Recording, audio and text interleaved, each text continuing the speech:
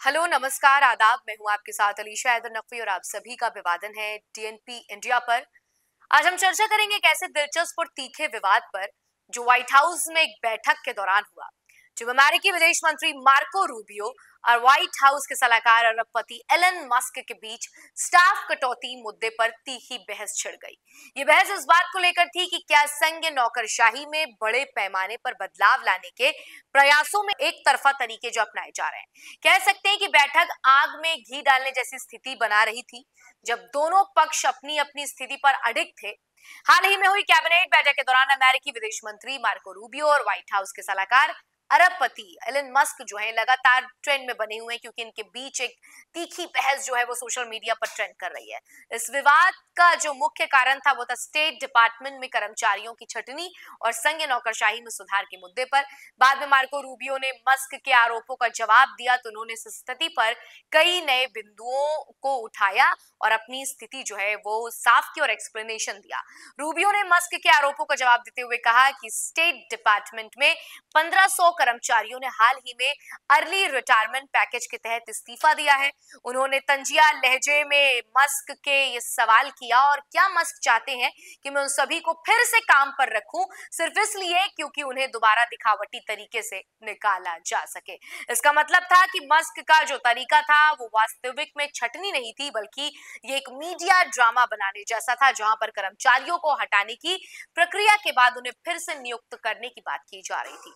Rubio ने साफ किया कि सरकार में सुधार और स्टाफ कटौती करने के लिए पूरी प्रक्रिया को विचार पूर्वक और सही तरीके से करना चाहिए, ना कि दिखावटी अंदाज में, जैसा कि मस्क द्वारा सुझाए गए कटौती के तरीके से साफ जाहिर हो रहा था। उनका ये तर्क था कि सरकार कार्य क्षमता को बनाए रखते हुए सुधार की जरूरत है, लेकिन बिना इस तरीके के अतिवादी उपायों के जो पूरी प्रणाली में स्थिरता पैदा कर सकते हैं। आपको बता दें कि व्हाइट हाउस की बैठक में दरअसल उन शिकायतों के बाद बुलाई गई थी जो हाल ही में सरकारी एजेंसियों के प्रमुख और रिपब्लिकन सांसदों के द्वारा की गई थी। कई रिपब्लिकन सांसदों ने मस्क के स्टाफ कटौती अभियान के तरीकों पर कहा कि हम सेटिस्फाइड नहीं हैं, और उन्होंने अपनी चिंता व्यक्त की थी। वो अपने निर्वाचन क्षेत्रों में मतदाताओं से आने वाली शिकायतों का सामना कर रहे थे, जो इस कटौती का रिजल्ट था कि सरकारी सेवाओं की कमी और कर्मचारियों की जो इनरेगुलरिटी को लेकर चिंतित थे। व्हाइट हाउस के ऑफिस ऑफ लेजिस्लेटिव अफेयर्स ने मस्क के कटौती अभियानों पर बढ़ती आलोचनाओं के बारे में राष्ट्रपति ट्रंप को सूचित भी किया था। उसने व्हाइट हाउस के अधिकारियों को चिंतित किया, क्योंकि ये कदम पार्टी के भीतर असहमति और सार्वजनिक आलोचनाओं को जन्म दे रहा था। यानी कि अगर आप देखें तो पार्टी अभी शुरुआत ही है पार्टी की, अभी से ट्रंप जो है उन्होंने अपनी जिम्मेदारी दोबारा संभाली, ऐसे में मिसअंडरस्टैंडिंग क्रिएट कर रहा था।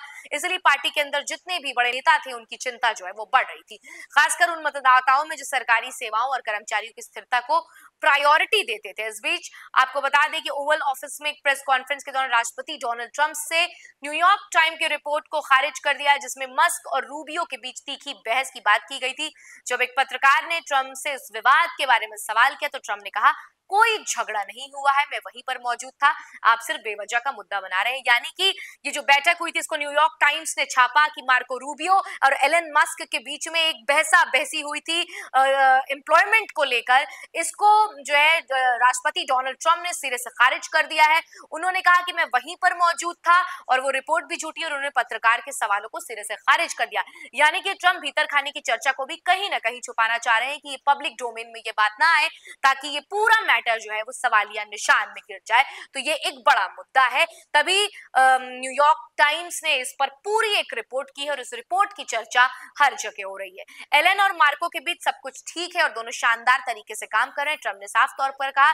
ट्रंप ने इस मुद्दे को हल्के करते हुए कहा कि मस्क और रूबियो के बीच कोई वास्तविक विवाद नहीं था और दोनों अच्छे सहयोगी थे जो अपने अपने कार्य क्षेत्र में एक माहिरता के तरह काम कर रहे थे। ट्रंप ने यह भी कहा कि मार्को ने बतौर विदेश मंत्री अविश्वसनीय काम किया है और एलन एक अनोखे इंसान है जिन्होंने शानदार काम किया है। उनका यह बयान इस समय का संकेत था कि वो मस्क और रूबियो के बीच किसी भी प्रकार के मतभेद को हल्के में नहीं लेना चाहते थे और उसे अधिक महत्व नहीं देना चाहते थे। इस विवाद ने यह साफ कर दिया है कि व्हाइट हाउस के भीतर कई दृष्टिकोण और विचार हो सकते हैं, खासकर जब बात संघ सरकार में सुधार की हो।